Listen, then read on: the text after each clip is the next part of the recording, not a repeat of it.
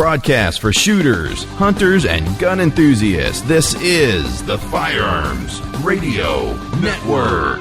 The bandwidth for this episode of Gun Guy Radio is sponsored by Patriot Patch Company. PatriotPatch.co.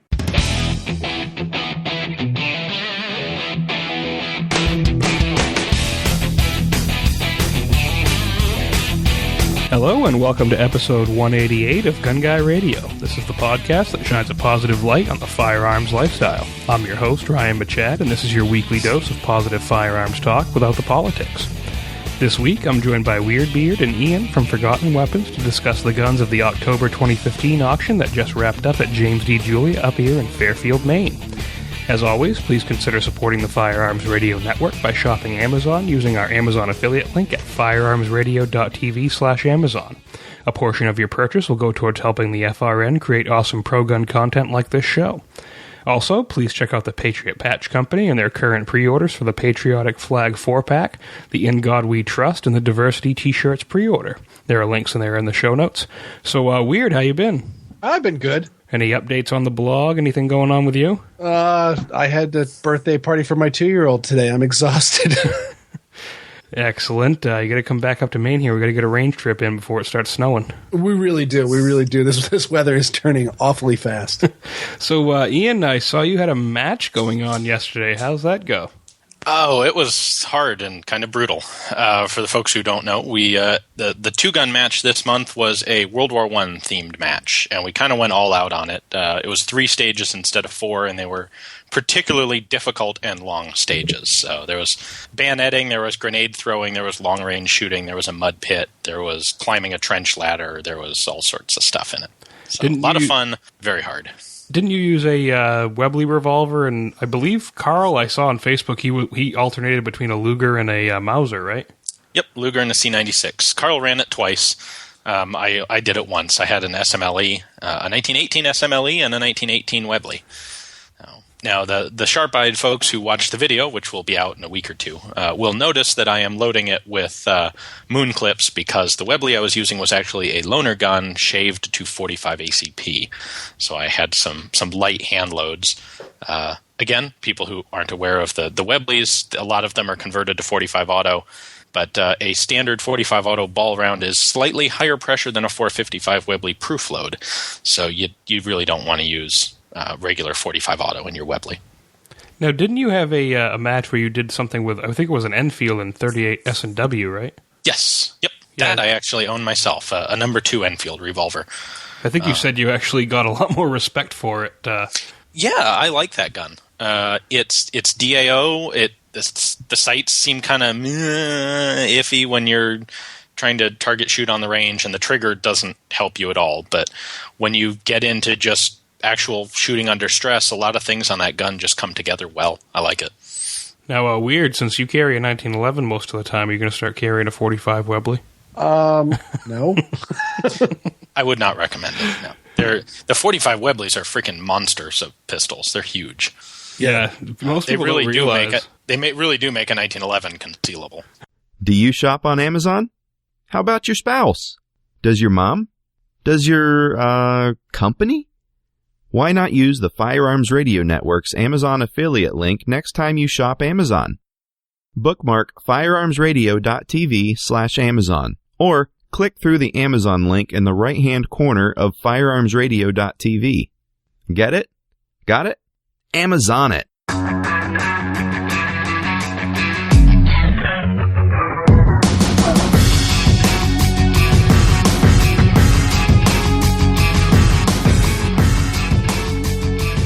So the firearms auction at James D. Julia has just wrapped up a couple weeks ago, and I thought it would be a good idea to have a discussion of some of the awesome pieces that we got to see there. Ian and I recorded an episode of Handgun Radio while he was at Julia's filming video for them, and really, really appreciate you inviting me up there. It's incredible to see the pieces of history. I was talking with one of the guys there, I believe it was Mark, and he said, it's almost like a museum where you actually get to touch the exhibits. And take them home with you. And take them home with you if you'd like to buy them. So some of the guns that we saw down there are actually listed in the show notes, and we'll go through that list. But first, we have a few questions for Ian, and if you have any questions, Weird, be sure to jump in. I know I've only got 3 questions here listed. So you recently posted a video showing the hammer prices of all the guns that you filmed up there. Were there any that surprised you by how much or how low they went? Not a whole lot, actually. There were a few things that went for more money than I was expecting. I didn't see anything go that was fantastically lower than I was expecting. Although I think there are some items that sold for less money than a lot of people would have expected. A good example of that would be something like the Japanese knee mortar. I think a lot of people look at that and figure that's a really high dollar item. When in fact the problem with knee mortars is from a user's perspective, you can't get ammunition for them. In theory, you could make it, but it's a huge pain. And of course, the original ammo are all high explosive grenades, which are both heavily regulated and not actually really available, even if you want to go through the paperwork to get them. There just aren't any. So there's not a whole lot you can do with a knee mortar, and it requires an NFA transfer to possess. So they typically don't bring a whole lot of money. And the one here, which was a gorgeous example in excellent condition, sold for $2,500, which is about what they were estimating. But I think that's probably less than some people would have expected. Yeah, I definitely would have thought that would have gone for higher. I mean, like you said, too, the high explosive, either they're very dangerous and very controlled, or, the condition of them deteriorate over time. I think you had a similar issue. I was listening to an episode of Gun Nation where you were on, and you were talking about how gyrojet ammunition disintegrates kind of over time. And so if you have it, you might want to shoot a few rounds of it. Yeah, yes, that's true. It's kind of an endemic thing with destructive devices in general, with capital D's, the NFA category. Those things often don't sell for nearly as much money as people are expecting if what you've looked at is primarily machine guns. Right. Machine guns are easy to shoot. Destructive devices are not. They're either, the ammunition's always hard to come by. If they're big guns, if you're talking cannons, 37 millimeter and up, you can't just shoot one of those things anywhere. If you don't live in a place like Arizona that's very gun friendly, it's hard to find a place where you can actually take that thing out. So. Yeah, we had talked about like that 20 millimeter. We were just kind of joking around. We were like, "Hey, we should have taken that one out and shot it." And John was like, "Yeah, we probably should have. If we were going to do that, we would have notified the local PD just to let them know." Yeah. Now, 20 millimeter, you can actually do. I think that the area where we were shooting the couple of other guns that we did shoot for that video session, we could have shot that 20 millimeter Solitherm. I've got some thoughts on that. I don't know if you want to save them for when we get down to that a little later in the show. The one other trend I saw was a lot of the experimental developmental guns. If they weren't associated with a big name like Mauser or maybe Mannlicher, they didn't sell, or a lot of them didn't sell. And I think that's this situation where if people don't recognize the name involved, it often just looks like some goofy gun. And while someone might be willing to shell out $500 for it, they're not willing to shell out $5,000 for it. And so a lot of those guns, they end up in collections of people who recognize what they are and understand their relevance and their importance in firearms history.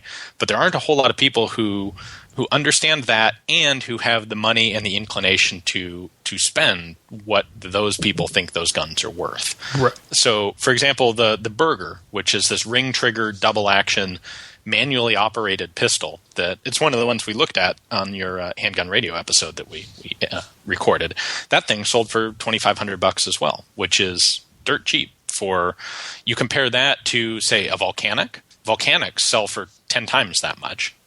But Berger is an unknown name, didn't lead anywhere, never got adopted by any military. You don't hear about them, so they just don't bring very much money. Well, and like you said, it may not be, it may just be the fact that someone who doesn't realize what the gun wasn't bidding in this particular auction, but it doesn't say that down the road they may be, notice, hey, I know what that is, and I'm a collector of that, so I'll pay X amount of dollars for it. Yes, that's true. And also, you never know when the market's going to shift. I mean, look at like Revolver Industries. Used to be you could, Colts were going for very, very high dollars, but you could turn around and get Smith & Wesson Model 10s all day for, very, very short money. And those days are rapidly disappearing because now all of a sudden Colts are Smith & Wessons are going way up. And there's a lot of people that are talking about the old Smith & Wesson semi-autos being a possible thing if you want to go make an investment today, go, grab like some old Model 59s and things like that and stock them away because they might appreciate very rapidly soon. Well, the reason Colts are going up is because too many people who want Pythons can't afford them anymore. Yeah. I'm actually not really joking. That's a lot of what's driving the Smith & Wesson demand is people just can't afford to buy the fancy Colts that have screamed up in value. Right. I mean, as much as I hate the slide-mounted decocker safety on the old Smith & Wessons, I would love to have a 659 like they had in Reservoir Dogs. I bought one of those. I bought a Daewoo, and I figure I'm good there. When I was down in Florida with my father-in-law, and we exchanged his Model 66 for a Glock 19, and so I got to get the family heirloom into my safe, and he got to have a gun that he's a little bit more comfortable with, and they had a rack there. He's just like, oh, let's look at these, and they were all police traded old Smith & Wessons, and I went, I really don't think this is what you want because, magazine disconnect and manual safety and long double action trigger pull, blah, blah, blah, blah. And he quickly was like, yeah, no. I said, Glock 19 was a good choice. Yeah, but I'm just like, all right, it would be a pain for me to get these back into Massachusetts. But I'm like, oh, man. They were selling for – I think I could have gotten like an old 59. I don't know my Smith & Wessons that well to be able to pick out like, what year they were, but they had a lot of holster wear on them because they were police trade-ins. They were kind of beat up, but they were still looked like in pretty good condition, and they were going for definitely under $300. And I'm just like, I kind of wanted to grab a few of them and just sock them away. Yeah, I don't blame you. I wouldn't mind doing that either. I don't know that I need a few of them, but one would make an interesting addition to a collection. Well, a few of them so that I could justify selling one for a profit because I can't sell all of them because it's like, well, I still want to hold on to one and play with it. So were there any firearms that you encountered up there that you had not yet seen before in person? Always. I don't think I've been to a major auction yet where I had actually handled and seen everything that was there before. That's one of the reasons I love these things so much. In fact, oftentimes the stuff I haven't seen is what gets into the videos. So a lot of those, they had a bunch of developmental, experimental prototype guns, both rifles and pistols. So there was a 1902 long recoil Mauser self-loading rifle. I'd never handled one of those before. They had a couple of BSA pistols from just after World War I. We will talk about those. Those are some of my favorites. From I remember them reading from a book in my childhood, but we'll get to that when we get in the category. A bunch of those guns. In fact, I think the next question you're going to ask me, I'm going to jump right to one of the coolest guns there, and it's not the most valuable, not necessarily, well, certainly not the most historically relevant, but one of just the ones that at a gut level I thought was absolutely the coolest was the Mannlicher 1901/04 carbine, which is this.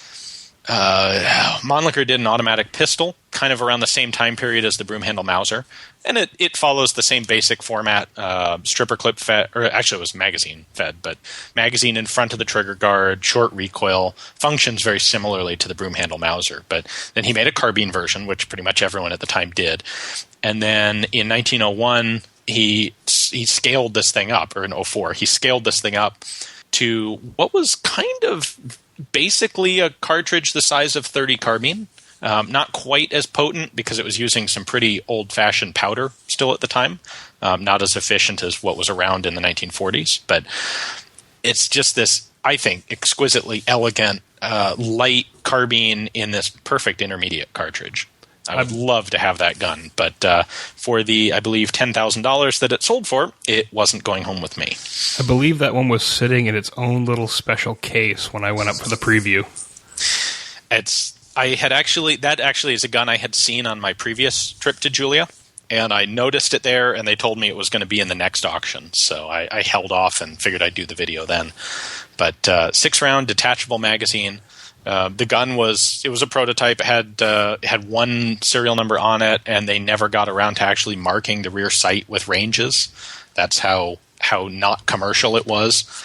And frankly, I think one of the major, maybe the only good reason that didn't go places was that the same year that he put that gun together, Mannlicher died, and that was the end of that project. Now I'm looking at a picture of it, and there's a little lever on the right-hand side of the gun.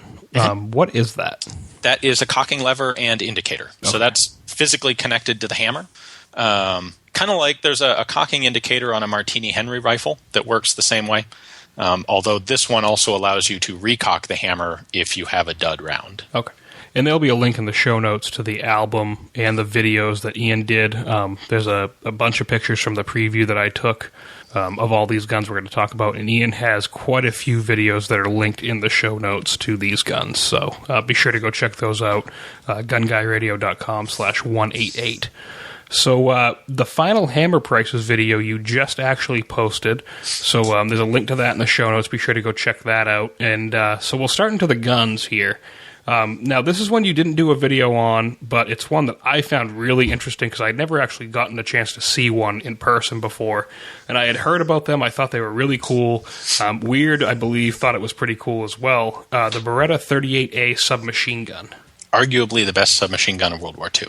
Now, Weird, you saw the picture, right? Yes. What were your thoughts on it, just seeing the picture? I mean, it's actually kind of alien to me. I actually am not particularly familiar with this gun. I've seen a ton of submachine guns contemporary to it, but this one never stood out. So it's just kind of interesting what the heck is that? And it's got 2 triggers. Yes, it does. So one for semi and one for full auto. So what makes this particular submachine gun, in your opinion, or in a lot of people's opinions, to be honest, the best submachine gun of the war? It just does everything well. It's not overly heavy. Frankly, it's not too light. It's controllable, has a good rate of fire. Magazines are reliable and effective. The 2-trigger thing is I think that's kind of just a personal choice. Do you want a selector lever? Do you want 2 triggers? The other option, actually, that fewer people did, but does show up, is a selective trigger, where a short pull gives you a semi-auto round, and pulling it farther back gives you full auto. But Beretta went with the dual trigger, so the front trigger is semi and the rear trigger is full auto. Stock is good. It's just a really nice submachine gun to use. If you're going to get something from World War II, I would go with, honestly, that or an Owen gun. I believe it had a little muzzle brake on the just in front of the front sight. The example they had up at Julia's was in really good condition. Yeah. Now, one other thing about the Beretta 38 family is that it went through a whole bunch of different iterations through the war. So the 38, the 38A, they had a 38/42, they had a 38/44, and there may have even been a few more sub-variants inside there. And they did tend to get less expensive and less finely finished as the war went on. So things like that muzzle brake will change style through the course of the war. But the basic layout of those guns is excellent. And do you have the hammer price in front of you on that one? I didn't write that one down. I don't have that in front of me. I do know it's sold. It's not in the lot that says they didn't sell. As I recall, it was in something like the $10,000 to $15,000 range, which is an example of a trend that I think is worth noting, particularly in machine guns. Machine guns don't necessarily sell based on how good they are. When we're talking about not necessarily just collectible guns, but shooter guns, they don't necessarily sell based on how good they are. They sell based on how recognizable they are and how popular they are. So I would take that Beretta 10 times out of 10 over a Thompson, and yet it sold for probably half of what a typical comparable Thompson would, because everybody's seen the Thompson in a gazillion different movies, and frankly in video games too. Although I think with machine guns, movies are more of an important factor than video games for the time being. But everyone thinks the Thompson's just the awesomest thing ever, even though it's not nearly as practical and effective a gun as that Beretta. Right.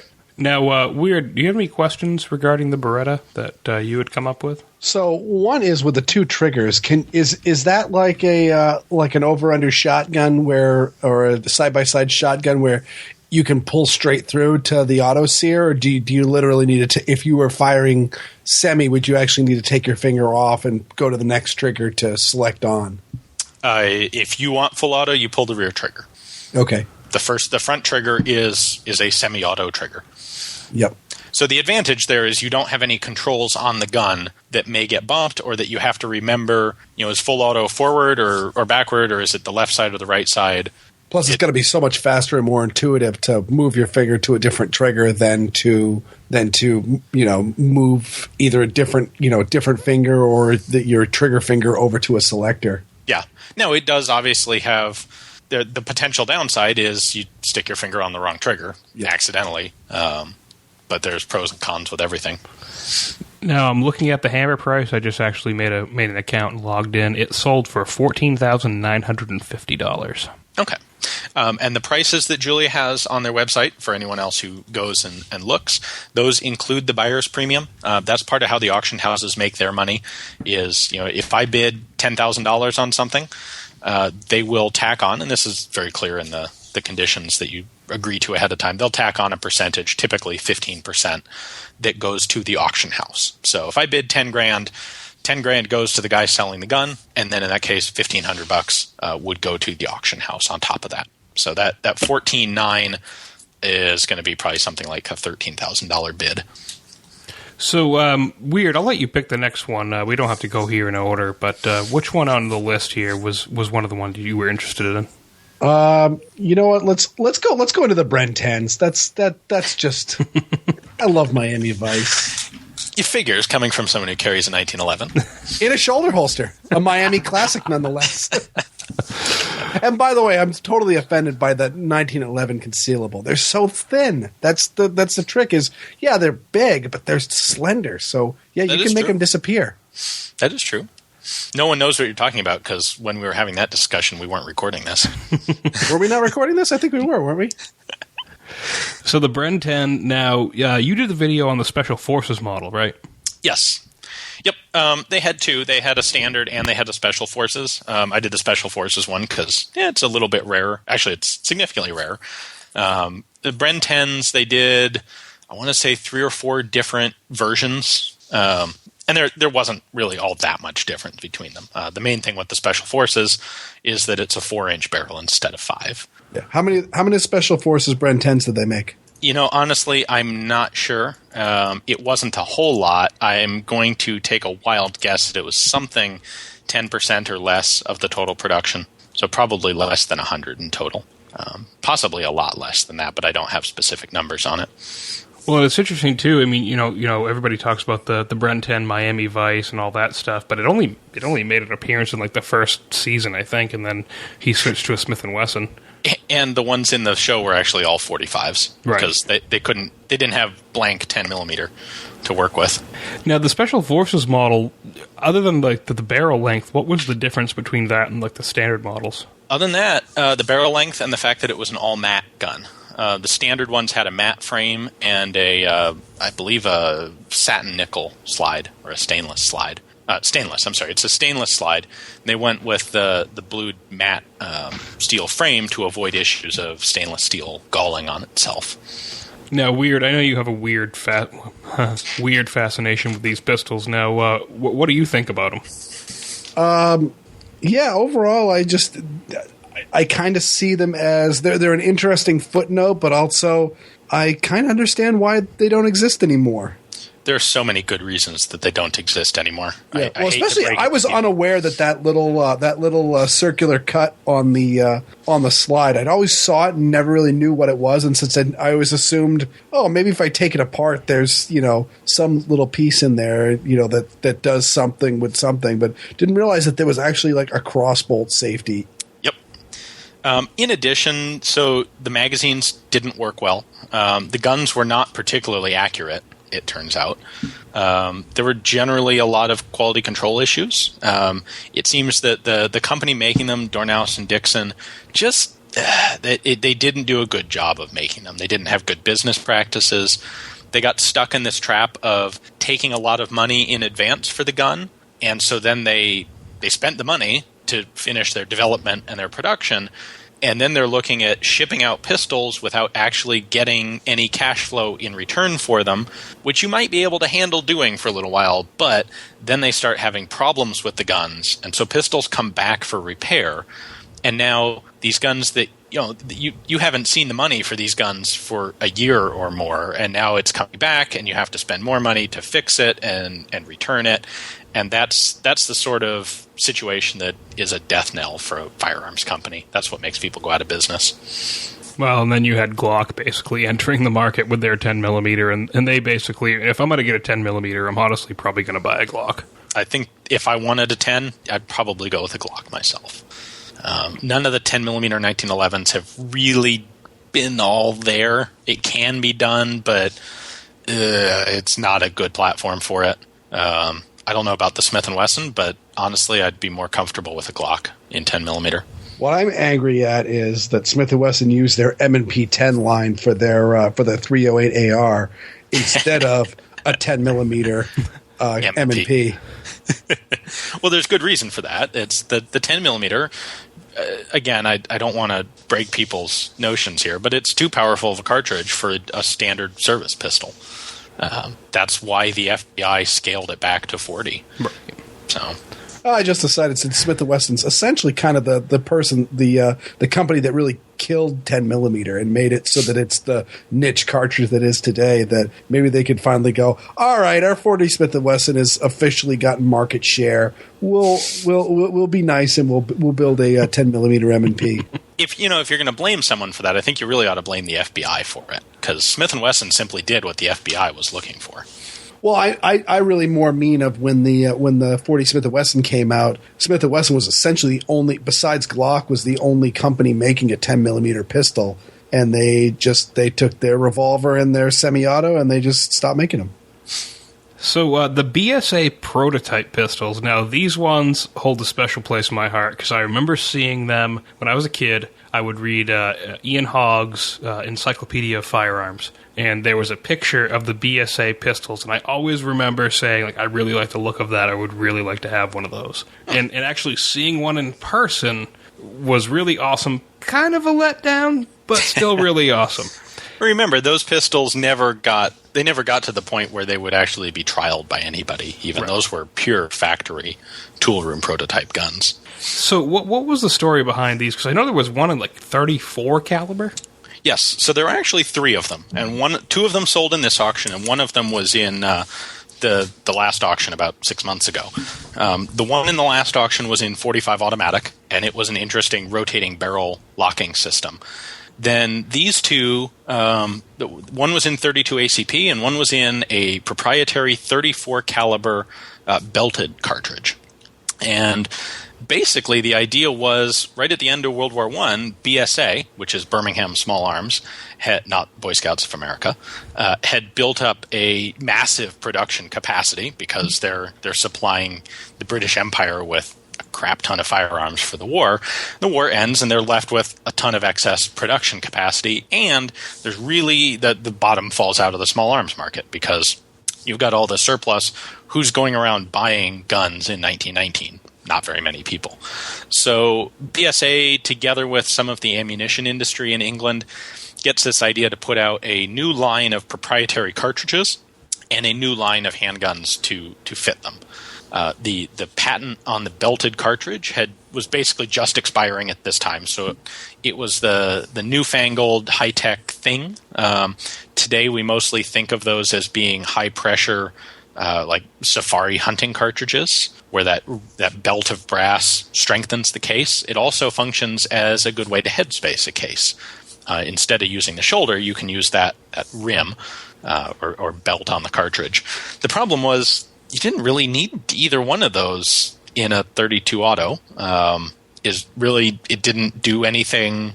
It wasn't a problem that needed solving. It was an answer in search of a question. And the pistol that BSA decided to build was basically a copy of the FN 1910 or 1922. Well, 1910. It wasn't 1922 yet. The lockwork was very similar to the FN 1910. It's basically just a little blowback .32. Handles very well. It actually feels, to me, in the hand, it feels a lot like a Remington R51. That's what I was going to say. They remind me of an R51. Yeah, little tiny sights, very narrow pistol. They've got a grip safety on the back strap. And a blowback .32. So they're cool guns. In this case, the 32 caliber gun did not sell, and the 34 caliber gun sold for $4,000 plus premium. Which I think I can understand that. The 32 was missing some parts. Again, it was a factory prototype gun. I can see it being a little less desirable. Nobody's going to be shooting either one of these, so the fact that you can't get 34 BSA belted pistol ammo doesn't really matter. Now, really quickly here, the Mars one that we looked at in the Handgun Radio episode, is that the one that sold, or was it the other one? I don't remember. I know they had two, but I don't remember which one we were looking at. One of these Mars pistols, just for people who listened to that episode, sold for $28,750. Mars bring good money. Like you said, there's only probably 100 of them in the world, right? Less. Or 100 made. Initial production, I think, was in the mid-'80s. Okay. So the next one here is the one that I got to see you shoot and do your video on, and really was surprised. I don't think it sold in this auction. The Colt CMG3. Yes. I'll be honest, I'm not that surprised that this one didn't sell. And I'll tell you why. CMG3, for the people who don't know, was an experiment, a prototype, a trials belt-fed machine gun made by Colt in the mid-'70s. It was done for basically Navy SEAL RFP, a Special Forces RFP. They wanted basically an 18-pound equivalent to the M60. So belt-fed 308 firepower, but with a lot less weight to tote around. And Colt had this interesting machine gun design that had been around since the late 60s. They initially tried to sell it as a companion gun to the M16, so you could buy both Colt rifles and Colt machine guns. It was a really good gun, but unfortunately, it was in competition against another really good gun, the Stoner 63. And so the 223 caliber CMG lost to the Stoner, and then when they scaled it up to 308, which was the CMG3, they had some trouble with long-term durability. The Navy, when they were testing them, determined that the lifespan of one of these guns was about 30,000 rounds, which was about a third of what they had as a minimum. So I found it to be a fantastically nice gun to shoot. The guys at Julia are extremely cool, and the consignor as well. I spoke to him for giving us permission to shoot this thing. It is literally, I believe there are two in existence right now. And the chance to shoot one of them was really, really cool. So we got regular time video, we got high-speed video of it. Neat stuff to see. Now the problem is, it's a one of two in existence sort of gun. It's a military gun. It's a big name company, Colt. So that's going to drive its price up. But it's not a recognizable gun. This isn't. You don't see Rambo running around with a CMG3. You see him running around with an M60. In fact, you never see a CMG3 anywhere in any sort of media because they only made 5 in the first place, and 3 of those got destroyed in testing, or 2.5 of them. So it's got a high price tag, but it doesn't have a whole lot of people who are willing to spend money on it. It was one of the most. I gotta thank you again for letting me even see you shoot it. That was just being able to see something like that shot. And it was incredible too, because I've seen people shoot like we were talking about. People shooting full auto FALs.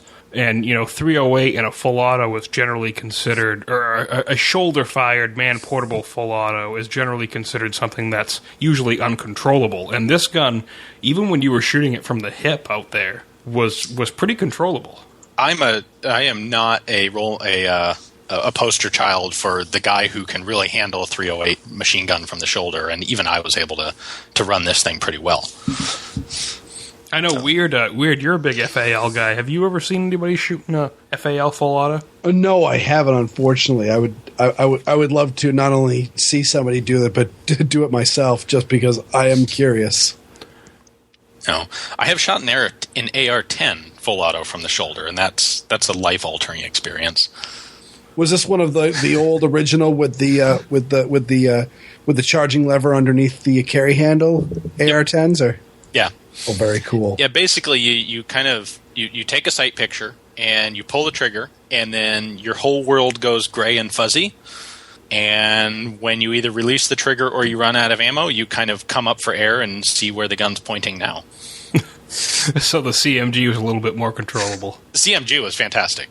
So now, since you shot it full auto, I've heard stories that I've always been intrigued by that undercarry handle, charging handle. Does it? But I heard somebody say the reason why they got rid of that was because it got really hot. That is true, although I don't have that experience myself. When I was shooting it, we didn't put enough rounds through to have that happen. But I've talked to more than a couple people who are very knowledgeable on those guns. And, in fact, Jim Sullivan, the guy who actually is responsible for making that change in the AR-15. And, yeah, the rationale is it got too hot. So. Now, the CMG3, like, from the hip, were there any, like, internal design characteristics that actually made it more controllable, or was it just the fact that it weighed maybe 18 pounds? No, there were a number of design characteristics to it. It has a very long stroke, so the distance that the bolt is traveling is quite long, and that gives the bolt a lot of time to decelerate under spring pressure rather than actually smacking into the back end of the gun. If you look at like what was probably considered the most controllable shoulder-fired light machine gun would be the Ultimax, and that's what's at the heart of its design was there's enough travel in the receiver for the bolt to slow all the way down to a stop just under spring pressure. Now, the CMG does have a hydraulic buffer in it that does take the last bit of impact from the bolt, but it does have a very long travel in there that does a good job of decelerating it without putting a big jerk into the shoulder. It's also a straight line, because I remember when you were taking it apart, Yes. you had the two recoil springs in the stock. The stock basically just came on the back end of it, and you had the bolt and the stock and the recoil springs on each side. Yes, it is also a straight line design, so what recoil you have is coming straight into you, and it's not doing a lot to try and push the muzzle up. Firing from the shoulder, I had it pulling to the side a little bit, but that's kind of typical of a machine gun from the shoulder. Right. Excellent. So the next one here is one that Ian didn't do a video on, and that's the MP18 submachine gun. It's one I got to handle up there, and it was in really good condition. Now, did you get to check out the MP18 they had in the auction? Yes. I took a look at it. What was special about it? Because I know there was I was trying to search it, and it came up with a police issue. More or less, yeah. What happened to a lot of the MP18s at the end of the war was Germany wanted to keep them, but they were very limited in what sort of military hardware they could keep. So a lot of these things got reissued to police units, theoretically. So you'll find a lot of them with a 1920 restamp. They were refurbed and officially issued out to police, or in some, I don't know if they did this with MP18s, but a lot of guns went to pseudo-government military organizations like the Postal Service as a way to keep guns in circulation within the Weimar military restrictions. So the other thing that happened after the war, the MP18 originally was actually designed to use Luger snail drums. That was the large capacity magazine that was available in 1916. Or they were designed in 1916. When the guns were made in 1918, that's what they had available, so they used them. After the war, they transitioned to a 20 or a 32 round box magazine, very much like what you'd see on any submachine gun today. And so most of the MP18s out there were converted to use the regular box magazines instead of these finicky, expensive, and very clumsy Luger snail drums. It really was a nice-looking submachine gun. It was in really good condition. I mean, thinking about the age of it and looking at it, it's incredible. Historically, they're very relevant, cool guns. They are almost certainly, there's a little bit of question about another Italian design, but they're generally considered to be the first submachine gun used in combat, and the Germans used them to very good effect. They had good tactics with them. They're a revolutionary new type of firearm for their day. Is that Beretta or Italian one, the Villa Perosa? It's actually sort of. In 1918, there were two Italian companies that took the Villa Perosa, which was a twin-barreled, twin-action, tripod-mounted, goofy thing. What they did was split those apart into individual actions and barrels and fit them with regular triggers and shoulder stocks and turn them into shoulder-fired submachine guns. Okay. And those came into service within a couple weeks of the MP18.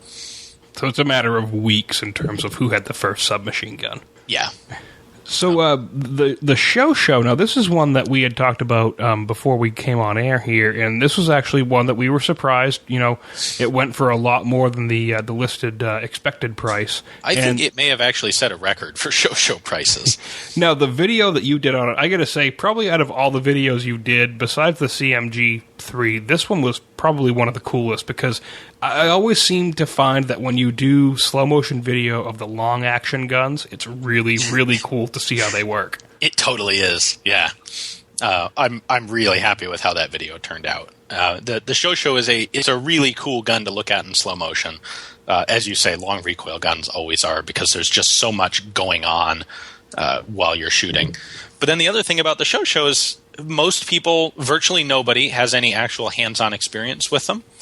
And there's a lot of rumor and myth about how incredibly, hopelessly, uselessly terrible they are. And while they're not exceptionally good guns, they're nowhere near as bad as the common knowledge would lead you to believe. And I had been wanting for a long time to get my hands on a good one and do a video to show what the truth behind the show.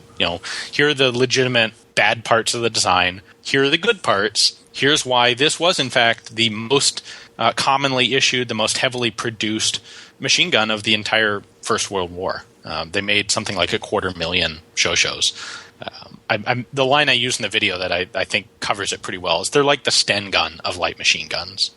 The French needed a machine gun. They needed it portable. They needed it cheap. And they needed a whole lot of them right now. And the show met that design requirement quite well. No, Weird, I don't know if your experience with any of these guns mirrors mine, but I've always heard that the Americans got handed them when they first arrived over in the World War I theater, and they hated them. Well, I mean, that's what I was going to say. As a gun blogger, I mean, it's one of those. I mean, that's one of the things that gun blogs are notorious for, is just ragging on how much we hate this, that, and another thing. But that's definitely that's all I've ever read about shows is what pieces of crap they are. Well, and me and Grant share the same thing when people post that stupid statement about French guns, like, "Oh, only dropped once." Okay, yeah. So let me tell you about how great the Mass 4956 is. Let's also consider what machine guns the Americans brought into World War I, which was, none. We didn't have any.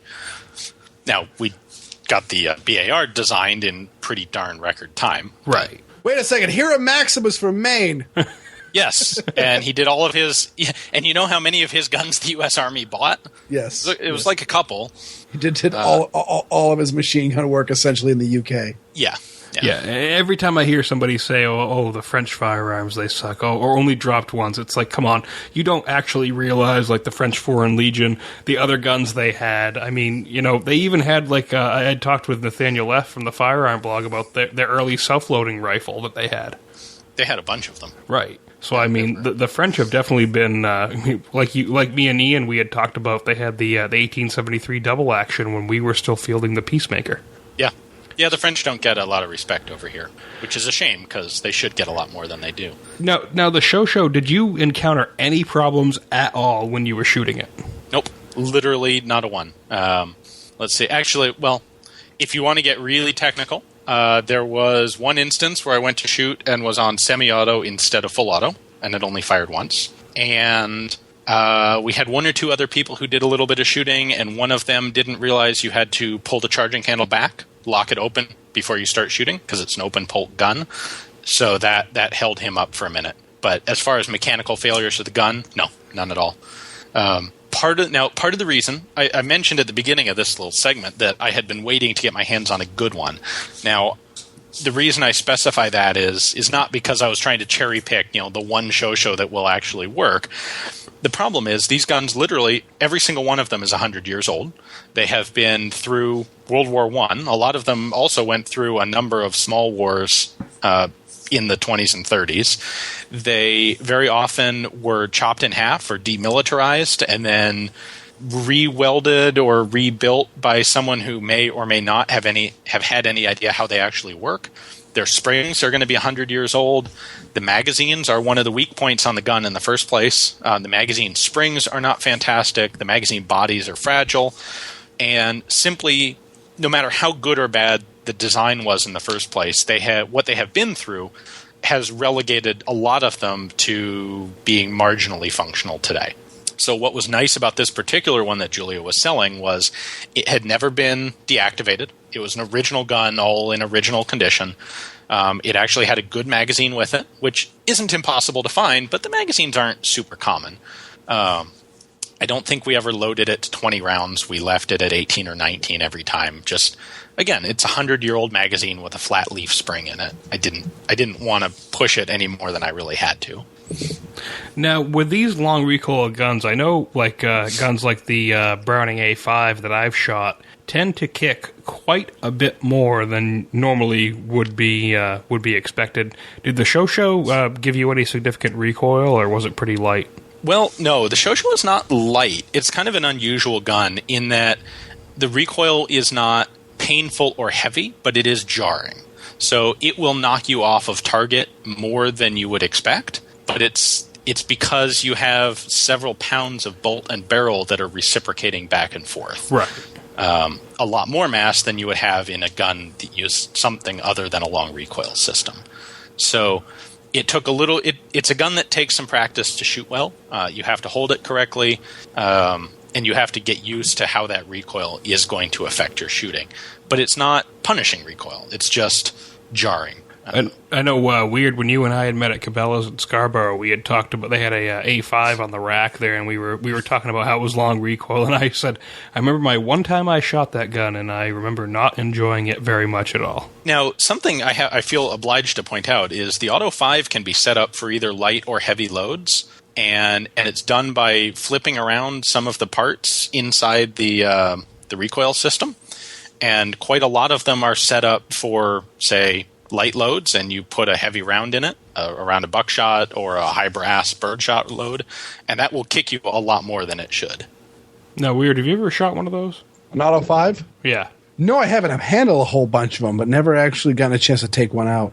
Now, Ian, how often do you think that people have the things set up wrong, like you said, for the different cartridges? Well, the only one I can speak for is the one I own, which is actually a Remington Model 11, but the exact same gun. What I have read from people who have dealt with them is that it's actually not uncommon. So I've certainly seen a lot online of people who've had one for years asking how to readjust the friction rings so that it'll work for a different load, or just saying it's not working well with this. So I could definitely see it being, fairly easy to just, I don't know how to do it, so I'm not going to mess around with it. I can say that shooting mine's in 12 gauge. It didn't strike me as really any worse than any other 12 gauge. So maybe the one that I shot was just set up wrong. There is a very definite possibility of that. So the next one here is another one that you did a video on. It's the Rising M55 submachine gun, and this was one of the ones that I picked up while I was at the preview, and I thought was just so cool. And if I had the money, I honestly this would be one of in my top 3 or 4 that I would want to buy. I would strongly recommend that you buy an M50 instead of an M55. Beyond that, go for it. Now, was this one was an M55, right? This was a 55. The difference is the 55 has a folding stock, and the 50 has a fixed wooden stock. Okay. And most people, upon hearing that, if they're not familiar with the Rising, are going to be wondering why on earth you would not want the cool tactical folding stock. The reason is that the M55 Rising folding stock is basically a coat hanger on steroids. That's exactly what it felt like. It is the most god-awful, just even worse than the stock. M1A1 paratrooper. Yes, worse than that. It would give a Sten stock a run for its money. Honestly, it's pretty darn bad. It's very compact. It's very light. But you'll have to take a look at the pictures or the video of that thing to really get an appreciation for the folding stock on the M55 Rising. I believe you could only shoot it right-handed because of that.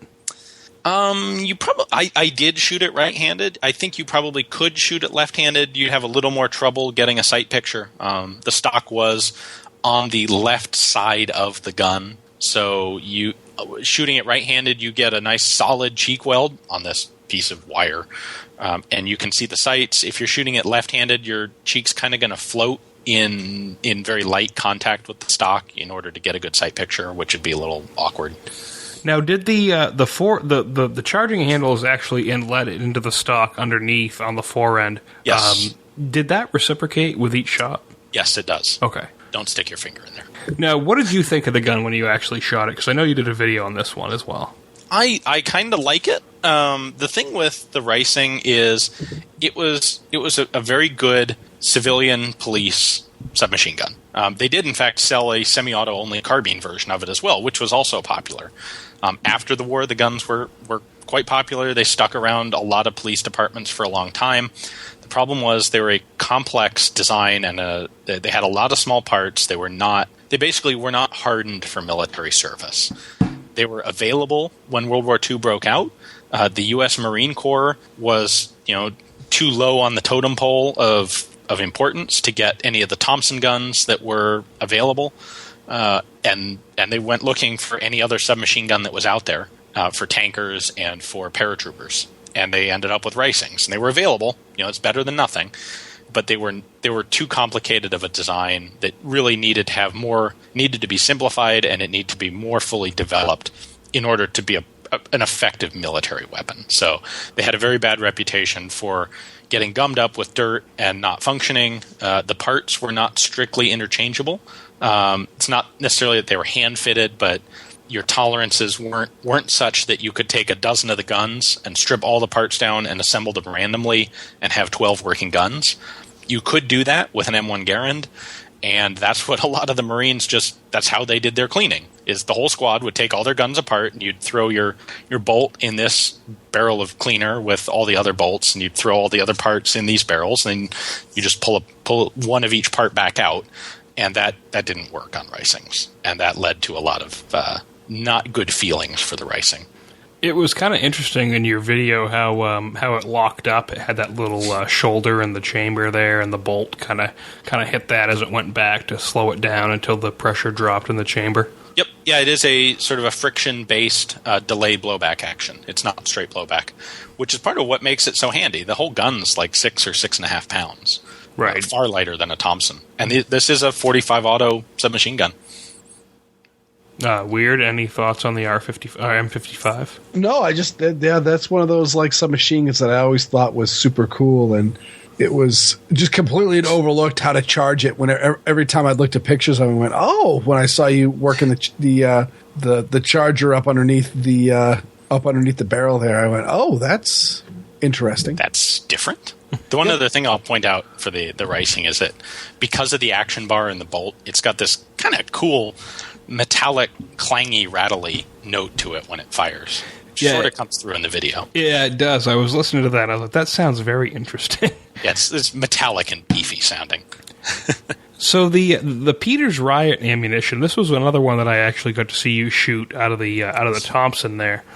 And this stuff was really interesting because when you originally shot the video, you had thought one thing, and then I think you said you had learned something else further on down the road. Yes. So the backstory on this stuff is Peters made what is basically snake shot wrapped in a papier-mâché bullet, and they advertised it as specially for the Thompson. Now, it has a longer OAL than a standard 45 auto round, so they actually had to make a special magazine for it that would fit its long overall length.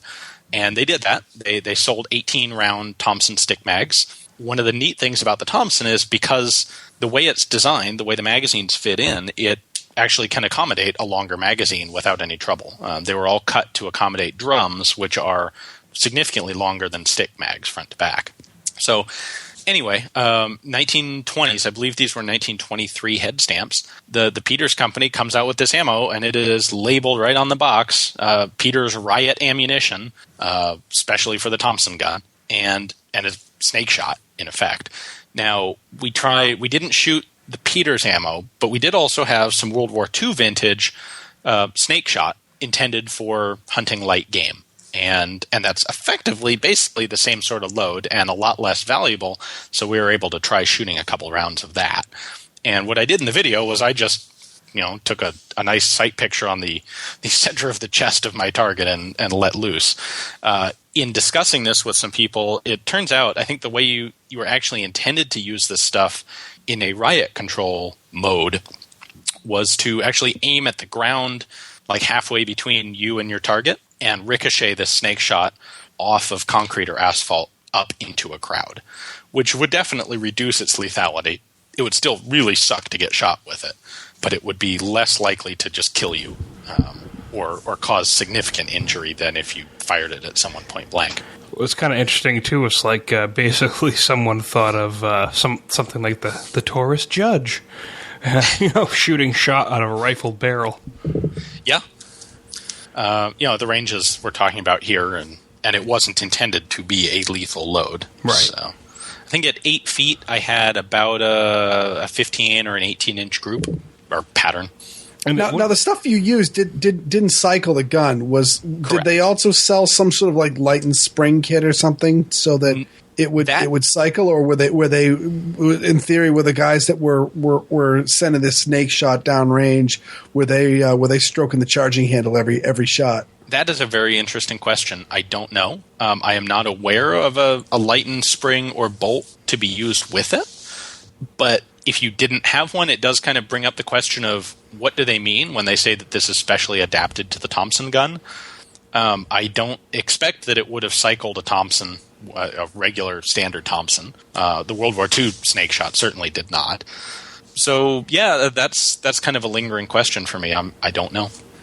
Now, the Solitherm S18 20mm that I saw, you didn't actually do a video on that. I don't really know much about it, so I thought maybe you could educate me and Weird about this. We walk into the preview, and you have all these guns on the racks, and then you have this huge gun sitting on a couple boxes. And they actually had a deactivated round with it, and then several other 20mm rounds. Now, what was the story behind this one? Well, in the 1920s and more so in the 1930s, most of the European militaries had anti-tank rifles. There were a couple of different schools of thought on this. The Germans, for example, went with a small bore, an 8mm, very high velocity projectile. The Finns and the Swiss instead took the opposite school of thought and went with a much larger projectile, a 20mm projectile. And then they both designed semi-auto, basically cannons. Technically, anything 20mm or bigger is a cannon rather than a rifle. So the Solitherm S18 and the Lotte L39 are the two that you see in the U.S. much more than anything else. These were both brought in as surplus in the 1960s, just before and after the Gun Control Act. In fact, if you look online, there's some well-circulated photocopies of old magazine advertisements selling, I think, Solitherms for something like $109 a piece. They got a lot of publicity in the John Ross book, Unintended Consequences. He talks about that history there. At any rate, these things were intended to be anti-tank rifles. By the time World War II really gets going, tank armor becomes too thick to be vulnerable to these rifles fairly quickly. So they do continue on, used as anti-material rifles, so armored cars, unarmored vehicles, aircraft on the ground are susceptible to them. Solitherm did, in fact, make an anti-aircraft version. They did a full-auto one, the S-18, I believe it was the S-18 1100. The S-18 1100 had full auto capacity, and that was intended to be used as an anti-aircraft gun. Fires off a big bipod. I believe the whole thing weighs in around 100 pounds. It's a two-man job to carry it, for sure. And between the two guns that are on the market that you can actually find, the Lotte and the Solitherm is by far the better of the two for actual shooting. As a result, they tend to sell for a significantly larger amount. The Solitherm is a recoil-operated gun.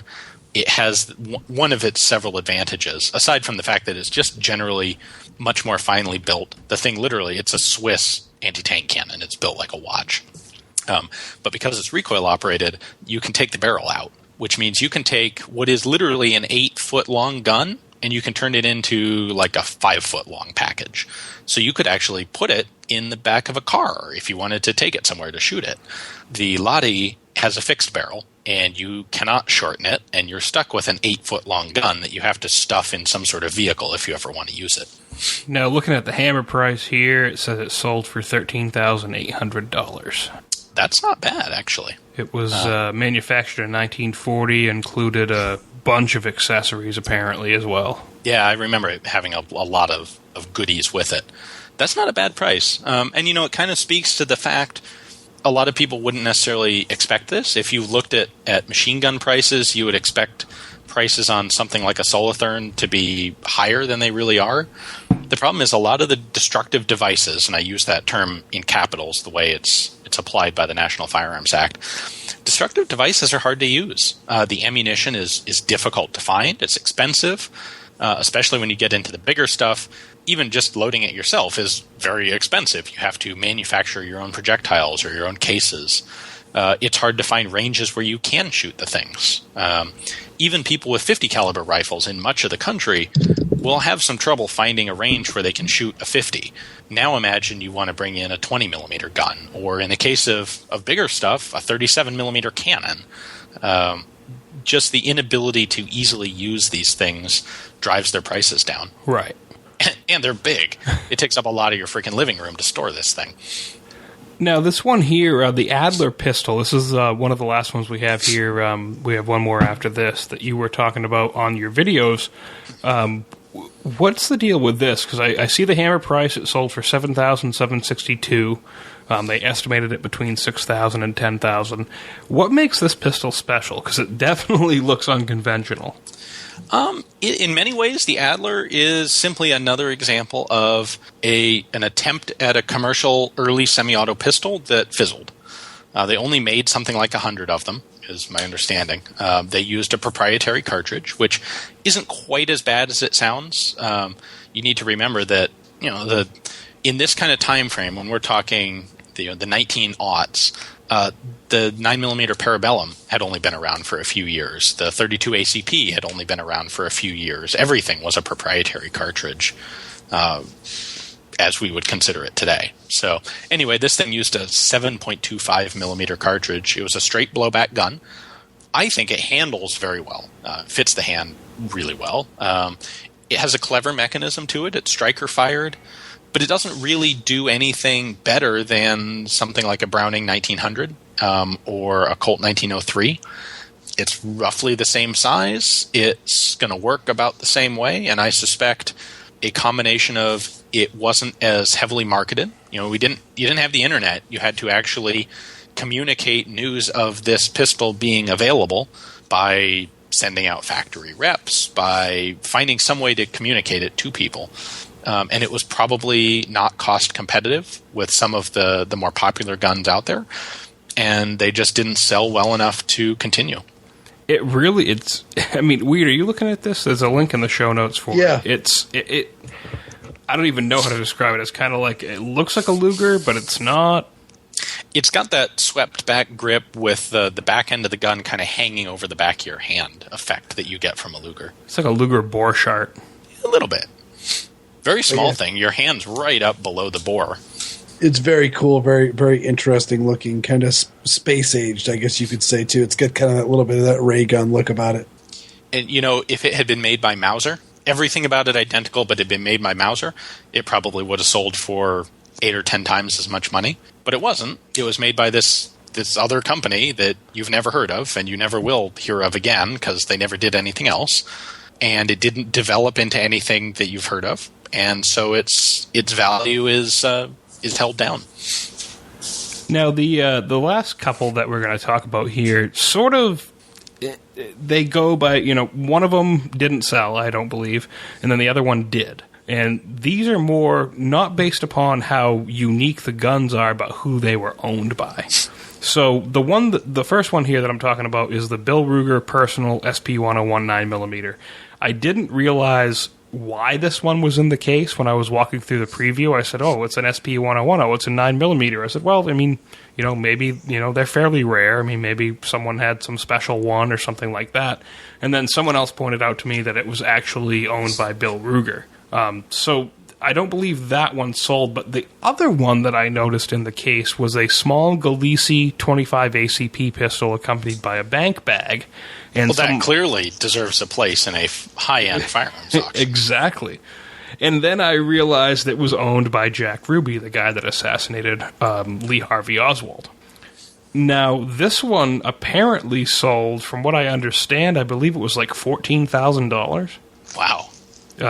For a 25 ACP, that's quite a bit. It's really funny because I have one of those Galicies of the exact same model. I bought from a stranger at a gun buyback for $25. Of course, mine was not owned by Jack Ruby. Did you do the poaching thing where you just walked up and down the line and said, "What do you got?" Yeah. Yep. Was that the one where the kid bought the Colt Delta Elite for like $175? Yeah. Yep, that was the one. $175 for a Colt Delta Elite? It was actually $112. $112. Oh my God! Well played. So were they giving $100 for the? Actually, they were giving nothing at that point. It had been $100, but the buyback had run out of money, so they were happy to take your guns, but they weren't giving you anything for them anymore. Wow. So, yeah, the story was this. I think it was this girl had it. Her ex-boyfriend had left it at her house, and he was long gone, and she just wanted to be rid of it. And this kid, he was early 20s, a university student, I think, he'd bought something else, and he saw this, and just drool started coming out of his mouth, and he offered her every dollar he had left on him, and pulled out all of his money and counted it out, and it was $112. And she, I guess, kind of like rolled her eyes, and went, "Fine, whatever." Nice. And there it is. Yeah, can't get any better than that. But the Jack Ruby Galicia, I mean, it had a bank bag with it, and I guess the catalog stated that he had used the bank bag from depositing from his nightclub. Yeah, I believe the story is he carried a gun just for basic self-protection while doing bank deposits, and it was a .25 caliber Galicia. It's a good thing he never got robbed. Probably, yeah. So yeah, I just thought that was interesting, and I know, Weird, you thought that was a pretty interesting one. I believe I sent you a text message with the pistol in that. Yeah, no, I like Jack Ruby. Mostly just for the fact that he's kind of just on the edge of famous. Is there aren't that many people who are aware of Jack Ruby, but they are aware of they are aware that there was a guy named Lee Harvey Oswald, and he took a 38 to the gut. So the last one here we have listed, I don't know. I don't really know that much about it. Even I watched your video, and I still don't know too much about it. The unusual over-under shotgun. Yeah, it's a Lefaucheux shotgun. It was weird in that it's an over-under, but it has basically two Martini Henry style pivoting breech blocks. You can operate them independently of each other. So as an over-under, it has separate two triggers. And it's kind of neat that, if you can fire the top barrel and then just reload the top barrel. Typically with a normal double-barreled sporting shotgun, if you open the gun up, you're going to eject both of the shells, fired or not. I still don't know very much about it. It was the first time I had seen a gun like that. I thought it was pretty cool. So did a little video just showing how it functioned. But beyond the fact, I guess I should say, Lefaucheux is historically best known for developing the pinfire system. Right. He's a pretty big name over in France for the pinfire revolvers and shotguns. Yes, definitely is. He was very much interested in shotguns, and it was a two-generation thing. It was, I believe, Eugene Lefaucheux and then his son Casimir. So the family name in firearms lasted for a couple generations there. Did a lot with shotguns. The pinfire thing was much more popular in Europe than it was in the U.S., and it was an intermediate step between percussion guns and rimfire or centerfire cartridges. So it's cool. But beyond the fact that he was responsible for that shotgun, I just don't know anything about it. It's really interesting. It kind of looks like it has a loading gate on the side of it, like a Winchester or something. Yeah, it kind of does. It kind of looks like it has two of them, one on each barrel. Excellent. So I think it's a pretty good overview of the guns that I got to see and you got to do video on at the James D. Julia auction. So if you're interested in any of the guns we talked about that are still up for auction, head on over to jamesdjulia.com for their upcoming auction, spring 2016, as well as to bid on some of the as yet unsold items from this past auction. And you only have, I believe, like 45 days to do so. So if you are interested, be sure to head on over there. Yeah, we should point out that's one of the things. If a gun doesn't sell for whatever reason, typically because of a reserve price, after the auction, they will accept offers on it. and convey those to the consignor, who may or may not take any of them. If a gun doesn't meet reserve, the consignor may say, "Screw you, I'll just take it back," or he may say, "Wow, I guess my reserve was too high," and may accept offers after the auction. So you have an opportunity to do that. I will actually mention that I put in an offer on one of the items there. And the link to that is in the show notes, and hopefully Ian wins. We'll see. I'm not getting my hopes up, but you never know. You know what? Weird things can happen at auctions. That's right. You never know.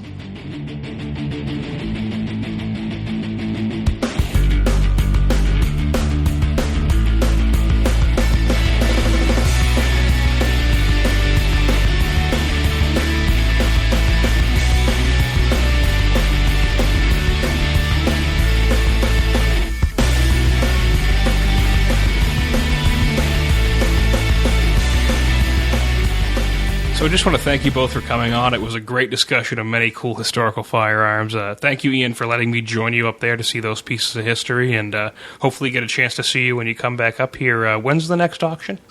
It's not for another several months. You know what? Embarrassingly, I haven't actually looked. I suspect it's in March, but don't quote me on that. So we'll be saying around spring 2016. Yeah.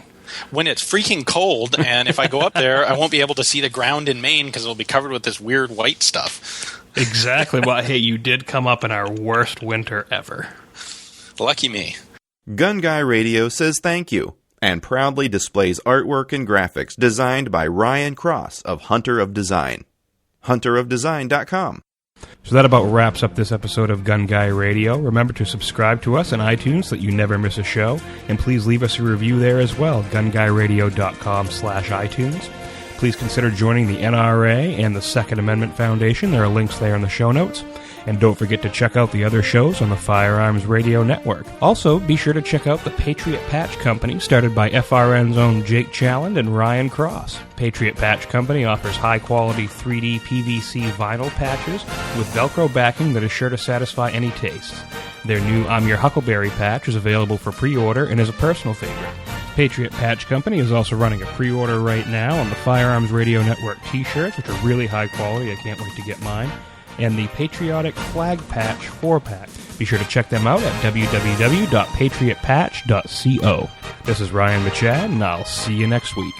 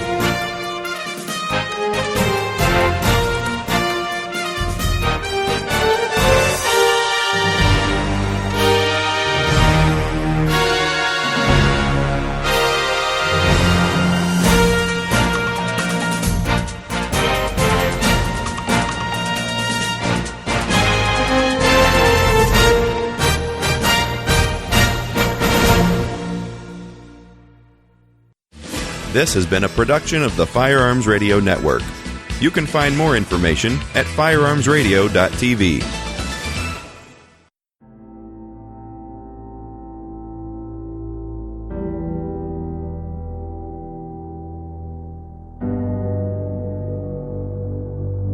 Freedom. How does one maintain freedom? That's a question our founding fathers pondered over 200 years ago.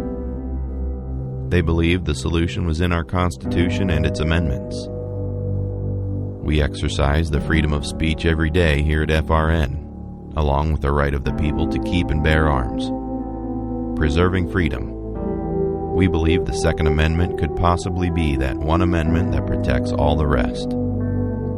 Help us to preserve America as a shining light on the hill. We do our part by providing entertainment and information that supports the Second Amendment every day.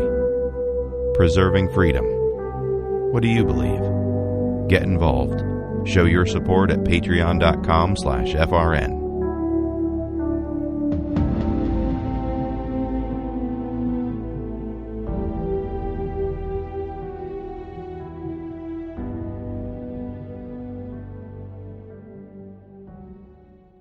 The president of the Firearms Radio Network wants us to record a commercial for our show. What are we going to do? I don't know, man. It's like I'm freaking out over here. What should we do? We could talk about our guests, some of the great people that we've had on the show. Like gun manufacturers, part manufacturers, gun personalities on YouTube, people who write books about guns, TV personalities, all these different things, but I don't know how to put that into words. Yeah, or the fact that we're funny, but we're informative. I mean, how do we get that out there to the people? I don't even know. It's like, how do you explain that we're going to make you laugh, but we're also going to teach you how to build an AR-15? Yeah, I'm lost on this one, man. We are screwed. I don't know what to do. I mean, if I had to put it into words, I'd say something like a hilarious podcast about guns, gear, gadgets, and the issues that affect responsible gun owners everywhere. Howard Stern for the gun world. That's perfect. Hey, if you want to hear it or find it, where do you look? WeLikeShooting.com/show. I'll be there. I'll be back. Welcome to the We Like Shooting Show, episode 106.